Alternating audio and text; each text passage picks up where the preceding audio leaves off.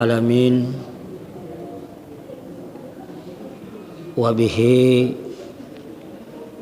nasta'inu ala umuri dunya waddin wassalatu wassalamu ala asyrafil anbiya'i wal mursalin nabiyina Muhammadin wa ala alihi wa sahbihi ajma'in, amma ba'du. Bapak-bapak dan ibu-ibu jamaah salat maghrib yang sama-sama ulun hormati, dan kita berdoa kepada Allah mudah-mudahan kita sama-sama dimuliakan oleh Allah Subhanahu wa ta'ala. Alhamdulillah, malam hari ini kita kembali dipertemukan Allah Subhanahu wa ta'ala dalam suasana mentaati Allah, dalam suasana berlomba dalam kebajikan.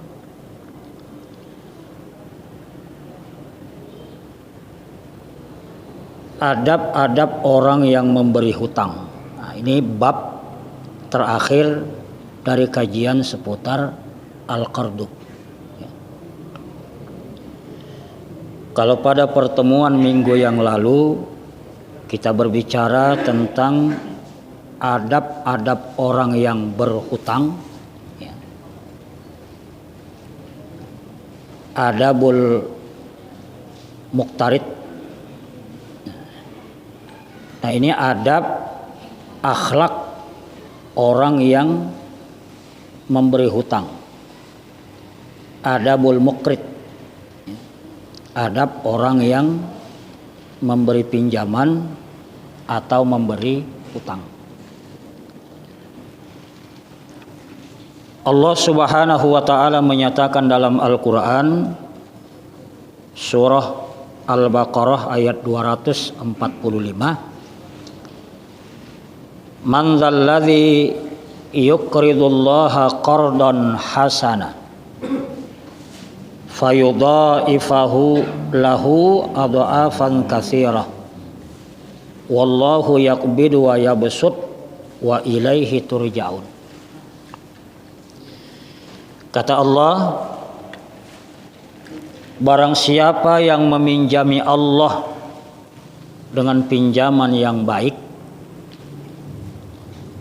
maka Allah akan melipat gandakan gantinya kepadanya dengan berlipat-lipat. Wallahu yaqbidu wa yabsut. Allah yang menahan rezeki dan Allah pula yang melapangkan rezeki. Wa ilaihi turja'un, dan kepadanya lah kalian itu dikembalikan. Kemudian dalam ayat yang lain Allah Subhanahu wa ta'ala menyebutkan wa ta'awanu 'alal birri wat taqwa wa la ta'awanu 'alal itsmi wal 'udwan wattaqullaha innallaha syadidul iqab. Dan saling bantu membantulah kalian dalam kebaikan dan ketakwaan, dan janganlah saling bantu membantu dalam perbuatan dosa dan permusuhan. Bertakwalah kepada Allah, sesungguhnya Allah itu sangat berat siksanya, sangat pedih siksanya.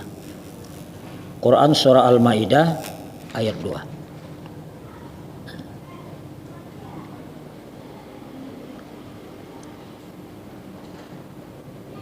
Dua ayat itu menjadi dasar, ya, yang memberikan pemahaman kepada kita bahwa memberikan pinjaman kepada orang lain ya, merupakan bentuk perbuatan baik yang terpuji.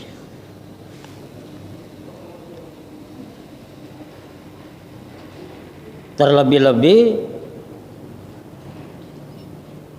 pinjaman yang kita berikan itu dapat bernilai sedekah. Ya.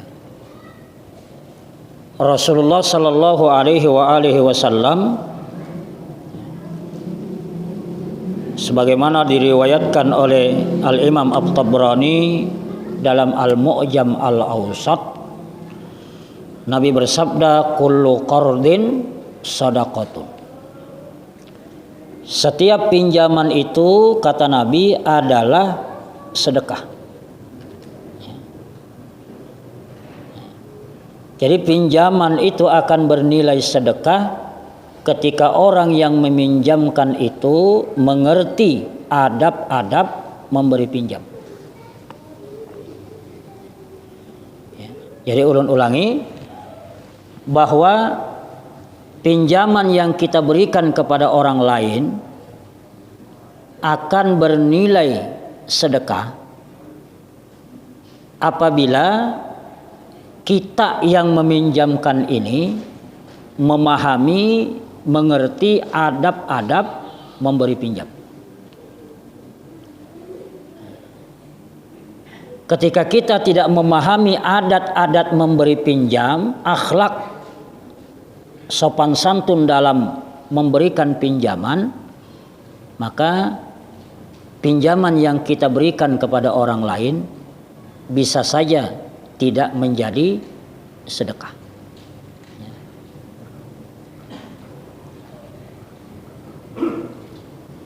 Jadi supaya perbuatan baik meminjamkan kepada orang lain itu menuai pahala, maka kita penting mengetahui akhlak, ya, adab dalam memberikan pinjaman. Nah, di antara adab-adab yang kita maksud itu, pertama, memberikan kelapangan, kemudahan dan keringanan kepada orang yang berhutang kepada kita atau kepada orang yang meminjam kepada kita. Ya. Memberikan kelapangan, memberikan kemudahan, ya, memberikan keringanan. Jadi mengabaikan niat-niat mengeksploitasi orang, mengabaikan niat memanfaatkan orang, ya, untuk memberanakkan uang misalnya, untuk dijadikan sebagai usaha, ya, menambah uang. Itu arti memberi kelapangan.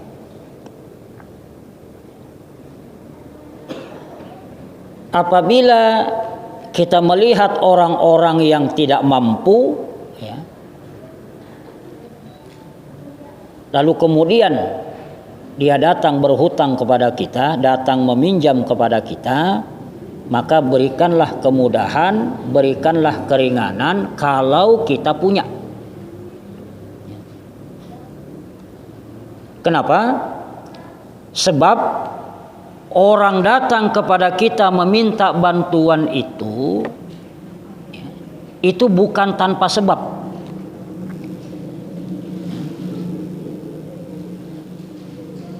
Ada ilham yang dimasukkan ke dalam hatinya, ada petunjuk yang dimasukkan di dalam hatinya oleh Allah untuk mendatangi kita.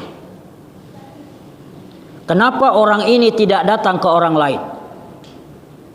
Padahal orang lain itu mungkin lebih kaya dari kita. Kenapa dia tidak datang kepada si A? Padahal si A itu secara zahir lebih kelihatan memiliki daripada kita. Kenapa orang itu justru datang kepada kita? Itu bukan tanpa sebab. Datangnya orang itu kepada kita sesungguhnya lahir dari ilham, dari petunjuk Allah agar orang itu mendatangi kita.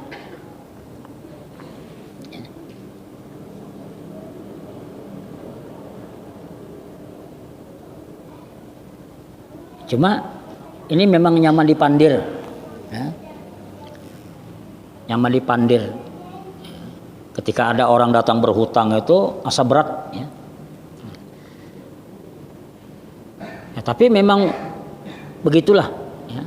Syariat mengajarkan kepada kita untuk memberikan kelapangan, kemudahan dan keringanan. Dalam hadis sahih yang diriwayatkan oleh Imam Muslim nomor hadis 2699, Rasulullah sallallahu alaihi wasallam menyatakan, man naffasa an mu'minin qurbatan min qurabid dunya naffasallahu anhu qurbatan min qurabi yaumal qiyamah. Wa man yassara ala mu'sirin yassarallahu alaihi fid dunya wal akhirah. Wa man satara musliman satarahullahu fid dunya wal akhirah. Wallahu fi aunil abdi ma kana al abdu fi auni akhihi. Nah, ini hadis sahih riwayat Imam Muslim.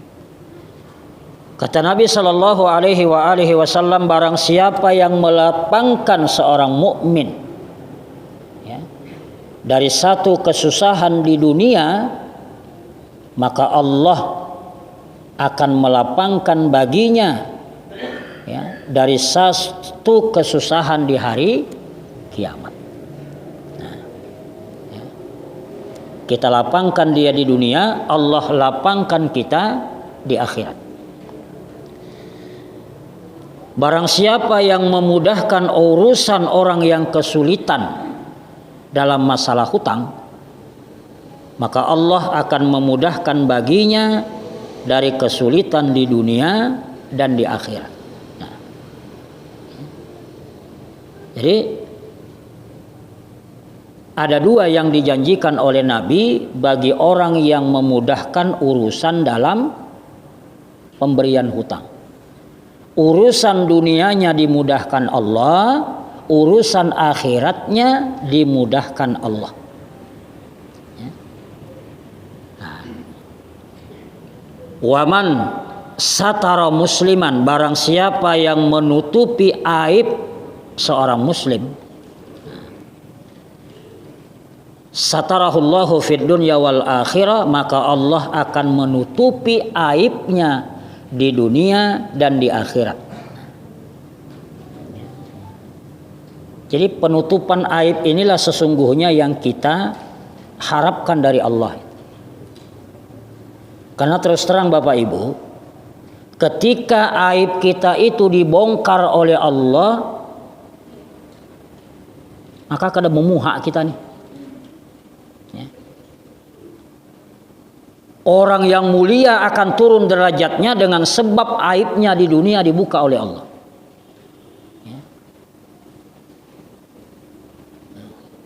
Orang yang kelihatan baik, ya, akan ditinggalkan oleh teman-temannya, bahkan mukanya akan diludahi oleh orang lain ketika Allah buka aibnya di dunia ini.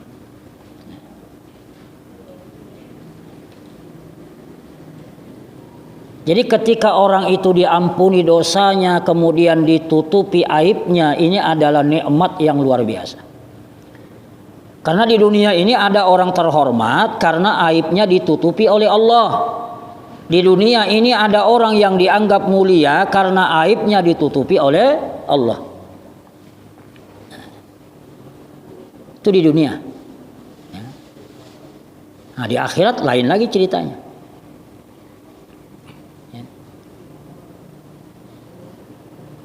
Nah, caranya agar Allah tutup aib kita, tutup aib saudara kita.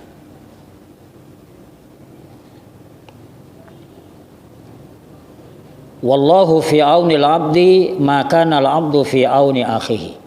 Kata Nabi, Allah itu senantiasa menolong seorang hamba selama si hamba senantiasa menolong saudaranya. Nah, jadi pertolongan Allah kepada kita itu akan terus diberikan, Allah akan terus mengalir selama kita itu memiliki niat dan upaya untuk menolong orang lain. Terutama orang muslim, Mbak ya, terutama orang muslim.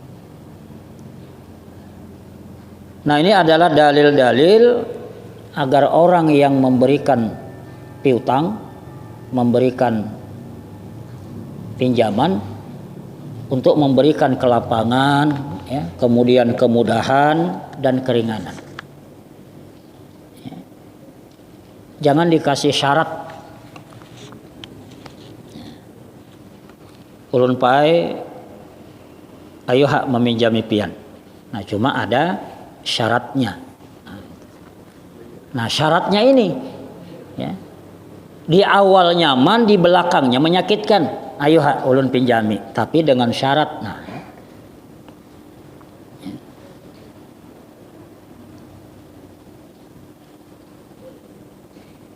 man kana fi hajati akhihi kana Allahu fi hajatihi wa man farraja an muslimin kurbatan farrajallahu anhu kurbatan min kurbati yaumal qiyamah wa man satara musliman satarahullahu yaumal qiyamah.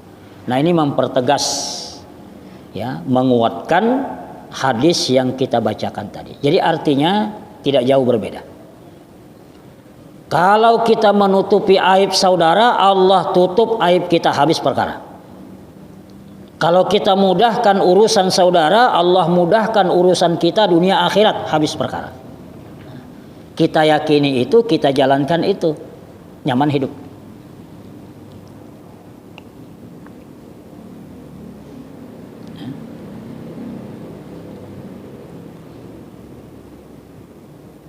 Jadi kadang-kadang wala orang yang dimintai hutang itu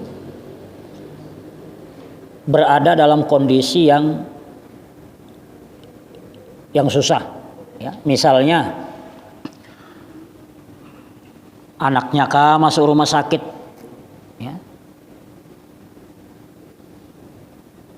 atau terjadi musibah misalnya, ya, rumahnya dihantam angin puting beliung rusak misalnya. Tiba-tiba datang orang hendak meminjam uang lawan sidin. Nah, ini berat ini, Pak, ya. Jadi ada orang datang ke sidin hendak meminjam uang, hendak meminjam duit. Nah, sementara sidin sendiri dalam kondisi kesusahan, ya. Rumah hancur, atapnya baru dihantam angin puting beliung. Pada saat yang bersamaan anaknya kecelakaan masuk rumah sakit. Dalam kondisi seperti itu tetap dilayani dengan baik orang yang datang berhutang itu.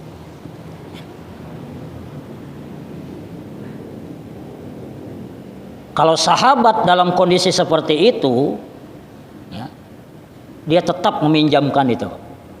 Makanya kan Al-Quran itu memuji perbuatan sahabat itu dengan mengatakan wa yu'thiruna ala anfusihim walau kana bihim khasasah. Jadi para sahabat-sahabat didikan Nabi ini itu senantiasa mendahulukan orang lain, walaupun di saat yang bersamaan mereka juga sangat memerlukan sesuatu yang diberikan kepada orang lain. Dia perlu duit itu untuk berobat, ya, obat anaknya. Dia perlu duit itu untuk membantu orang-orang yang kena musibah. Tetapi dia tetap dahulukan orang lain. Makanya kalau ada yang mengatakan sahabat itu semuanya masuk surga, ya kita percaya. Ya. Dan kita tidak bisa protes karena memang sifat dari sahabat itu yu'thiruna ala anfusihim walau kana bihim khasasah. Ya. Begitu juga, ya, yang diturunkan kepada tabi'in, kepada tabi'ut tabi'in dan golongan-golongan salaf ya yang betul-betul mengikuti jejak salafus saleh. Jadi dulu itu kan ada orang di zaman Ibnul Mubarak menabung saban tahun gasan tulak haji.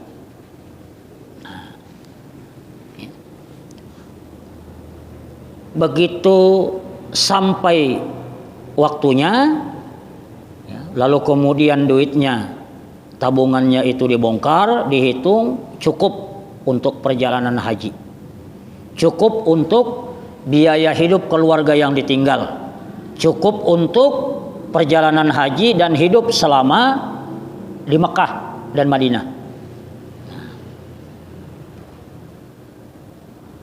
Begitu baju-baju sudah disiapkan, barang-barang sudah disiapkan gitu ya. Kebetulan istrinya kan lagi hamil. Istri yang hendak tulak haji lagi hamil. Tiba-tiba istrinya itu mencium bau yang menurutnya enak gitu. Sedap. Jadi orang hamil kan mintanya macam-macam tuh. Maka disuruhnya lah suaminya tadi untuk mendatangi tetangga yang masak itu karena masakannya nyaman ya. Nah, ulun hendak anak pian hendak nih. Mun kada diberi ika karena lahir beliuran zaman usianya. Nah, itu. Nah, ujar orang kayak itu.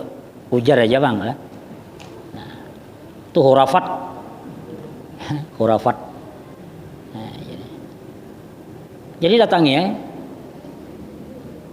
Begitu bertemu lawan tuan rumah, nah, jadi suaminya ini minta sedikit, barang sedikit minta, karena istrinya ini hendak lagi ngidam, lagi hamil. Jadi apa jawaban tuan rumah tadi? Mohon maaf Pak, masakan ini halal buat kami, tapi haram buat keluarga pian. Kenapa bisa kayak itu?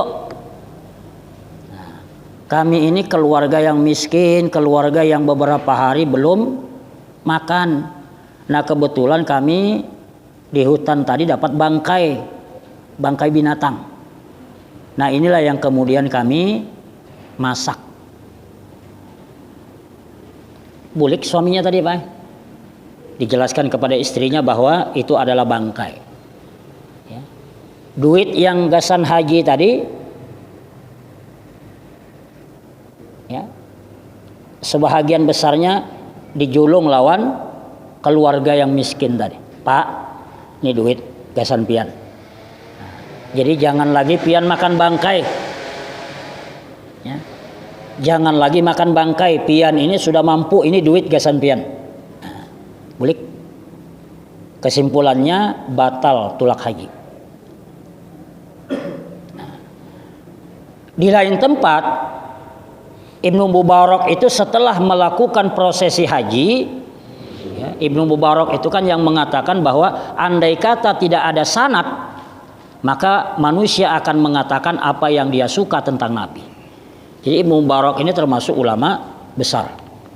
Jadi setelah melakukan prosesi haji, dia itu bersandar di sebuah tiang antara tidur dan terjaga. Di antara tidur dan terjaganya itu datang turun dua malaikat. Kemudian bercakap-cakap.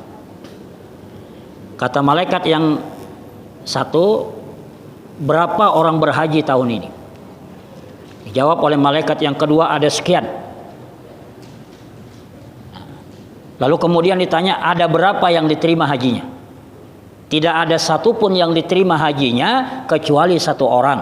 Dan orang itu belum tulak haji. Bayangkan Bian. Ya.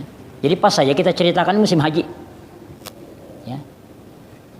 Jadi itu Ibnu Mubarak di antara tidur dan di antara bangunnya itu. Nah. Jadi kayak apa kisahnya itu ya? Malaikat bepandiran tuh, didengarnya. Jadi tidak ada yang diterima hajinya satu orang pun dari sekian puluh orang yang haji kecuali satu orang, dan orang itu belum pernah ke tanah suci. selesai pembicaraan tuh Ibnu Mubarak terjaga gitu.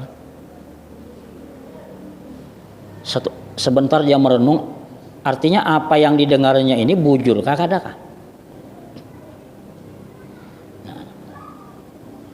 Dari situlah kemudian dia bertekad untuk mencari siapa sesungguhnya orang yang dimaksud malaikat tadi dicarinya. Dan takdir Allah menentukan ketemulah dengan orang tadi. Jadi begitu ketemu kan terjadi dialog. Jadi apa kira-kira amalan pian yang membuat andalah satu-satunya yang diterima hajinya? Kata orang tadi, saya tidak memiliki amalan khusus, tidak ada amalan khusus. Karena memang dia tidak merasa, Pak. Nah, orang ikhlas tuh kayak itu. Ya. Kayak orang di WC itu kan, begitu plak plak plak selesai, kada diingat lagi.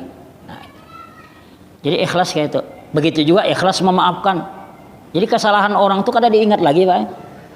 Bila ujar aku ikhlas memaafkan, tapi imbahnya tetap disambat, itu berarti kada ikhlas. Terus didesak oleh Ibnu Mubarak ini, ya. Nah, akhirnya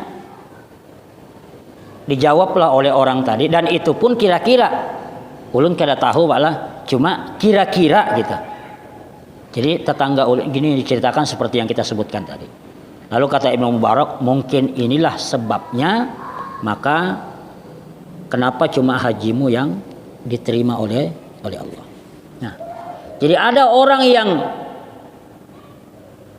diberikan status haji mabrur padahal belum pernah tawaf di Masjidil Haram. Belum pernah melihat bagaimana sih bentuk Ka'bah itu. Belum pernah melihat bagaimana makam Ibrahim itu. Tapi di sisi Allah sudah menjadi haji mabrur. Sebabnya kenapa?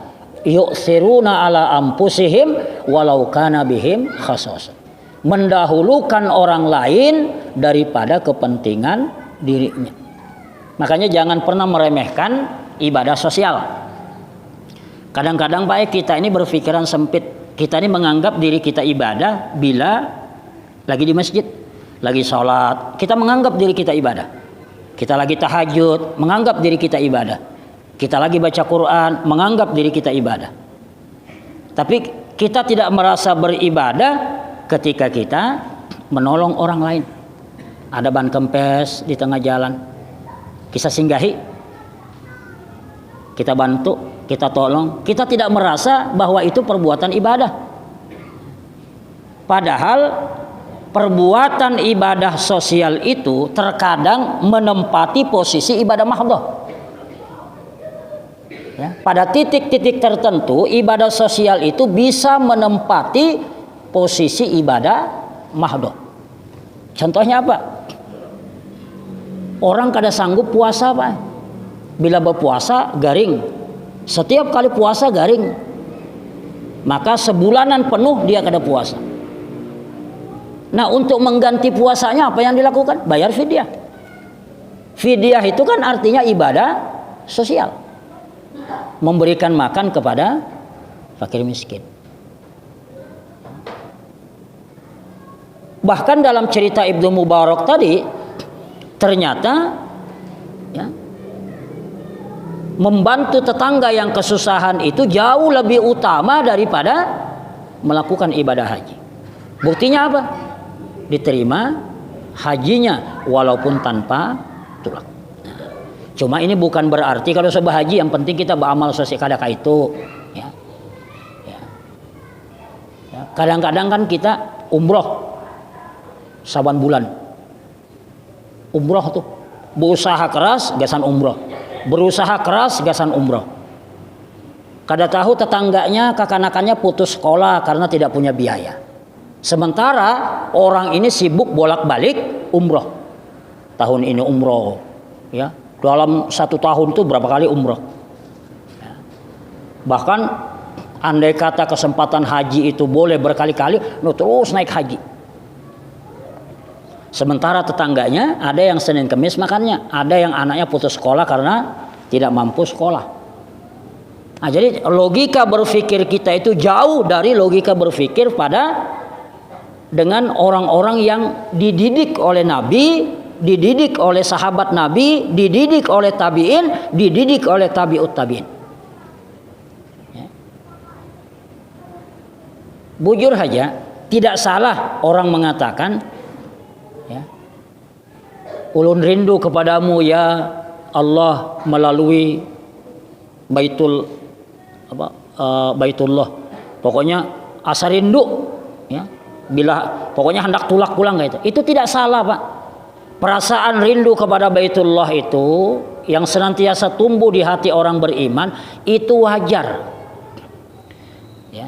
Tetapi itu tidak bisa dijadikan alasan untuk kemudian, ya, asyik dengan ibadah-ibadah yang sifatnya hanya untuk kepentingan dirinya sendiri, sementara tetangganya itu kelaparan. Sementara tetangganya itu terpaksa harus hutang ke sana kemari karena harus makan. Anaknya harus putus sekolah disebabkan karena tidak ada biaya. Ya. Jadi umroh yang seperti ini, haji-haji yang berkali-kali seperti inilah yang diistilahkan oleh Kiai Haji Mustafa Ya'qub itu sebagai haji penyembah setan. Ya. Jadi beliau mengistilahkan haji penyembah setan. Dia asyik merasa beribadah. Bujur aja itu duitnya sendiri, itu duit halal. Apa salahnya aku tulak? Duitku seorang, ya, yang tulak pakai diriku seorang, tidak merepotkan orang lain. Betul. Tapi Anda sedang asyik dengan diri Anda sendiri, yang mungkin nilainya tidak seberapa itu. Begitu Anda, yaitu kalau mabrur, kalau tidak mabrur kan menghambur-hamburkan duit aja. Apalagi kalau sekedar untuk nih, lihati ulun. Nah, ulun nih orangnya saban tahun naik haji misalnya, saban tahun umroh. Itu lebih tidak mabrur lagi. Nah, itu istilah bukan ulun, pala istilah dari Profesor Dr. Mustafa, Kiai Haji Mustafa Ya'qub. Jadi haji penyembah setan. Nafsu. Ya, nafsu. Itu nafsu sudah. Nah, jadi sederhana saja, kalau kita ingin dimudahkan oleh Allah, mudahkan urusan orang lain. Kalau kita tidak ingin dijadikan bahan pembicaraan oleh orang lain, maka tahan lidah kita dari membicarakan orang lain. Habis perkara. Allah balas kita sesuai dengan apa yang kita lakukan. Yang kedua, di antara adab orang yang memberi pinjaman itu adalah bersikap baik dalam menagih hutang. Nah, ya. Jadi bersikap baik dalam menagih hutang. Walaupun pada pertemuan yang lalu, ya, kita ada menyebutkan bahwa orang-orang yang susah diajak untuk melunasi hutangnya padahal dia mampu, ya, setelah ditagih berkali-kali, bahkan kadang-kadang melawan, bahkan kadang-kadang suaranya lebih besar daripada yang menagih, sudah ditagih baik-baik, sudah ditagih berakhlak, sudah ditagih dengan bersopan santun, tetap saja dibalas dengan kata-kata kasar misalnya oleh orang yang meminjam tadi.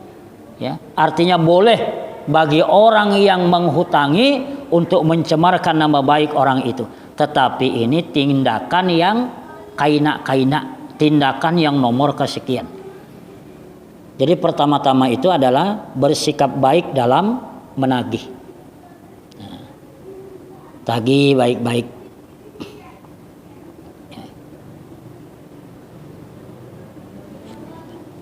Baik-baik, Pak? Kayak mana yang baik-baik itu?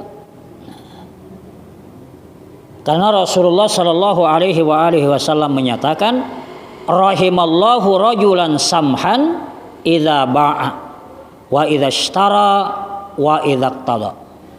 Allah merahmati orang yang mudah ketika menjual dan ketika membeli, dan merahmati orang yang meminta haknya dengan baik. Nah, Jadi Allah itu Pak merahmati orang yang membeli, kada tapi banyak menawar.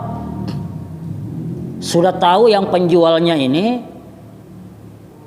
ya, nenek-nenek misalnya, yang dijual juga andai kata laku seberataan paling kada sampai 100.000, ya itu masih bertawar. Itu kada samahan, itu kada baik.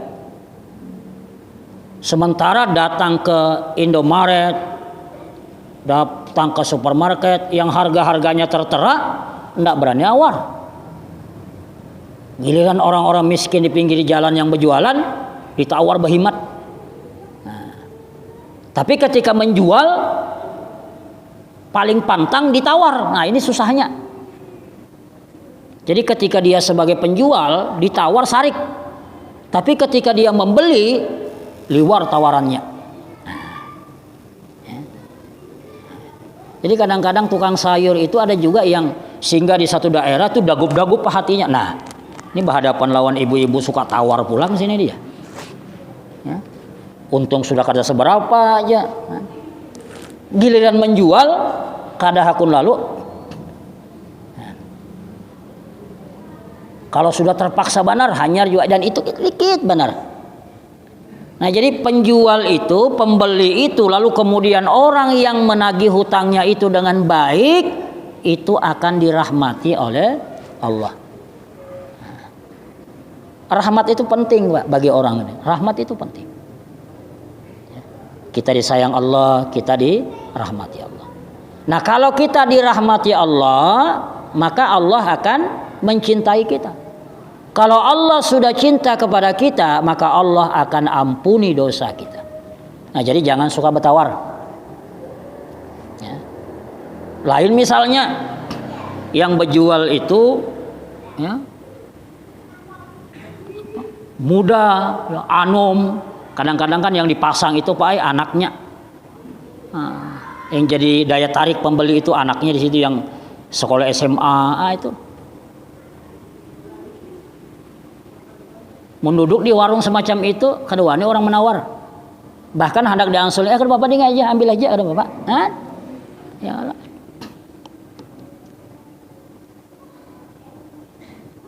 Suatu hari Pak ya, ada orang singgah di warung Jablay. Nah, Jablay. Jadi yang dimakan tuh kada seberapa kada, mie, menguhup mie, teh, lalu kemudian wadah kering, sebuting. Begitu dijulung duit 100.000, lawas menghadangi kada diangsol-angsol Pak. Jadi berucap Pak, ding ya, pian tuh kada salah hitung kayaknya. Ujar yang penjaganya tadi kada aja, ulun kada salah hitung, pian yang salah duduk ujar. Nah, ya. Pian yang salah duduk artinya kenapa duduk di sini? Warung Jablay itu kan dasar kayak itu, berapa pian beri di situ, kada ada ansulannya. Jadi ulun kada salah hitung, pian yang salah duduk. Nah, jadi hati-hati Pak pian lah. Misalnya pian kipayah ke Tamiang situ atau ke Ampah, buliknya malam. Nah kan, yang di dalam kita singgah di warung, ayo jadi. Jadi lihat juga kiri kanan enggak, kalau salah duduk, nah, ya, salah duduk. Yang seharusnya untuk beli bensin, nah, akibat salah duduk pas mogok tengah jalan. Nah, jadi hati-hati juga duduk, ya. Melihat-lihat dulu. Nah, jadi rahimallahu rajulan samhan idza ba'a wa idza ishtara wa idza tada. Nah, kalau kayak ini jangan samhan Pak. Ya, kalau duduk di warung Jablay jangan samhan. Tagih. Tagih.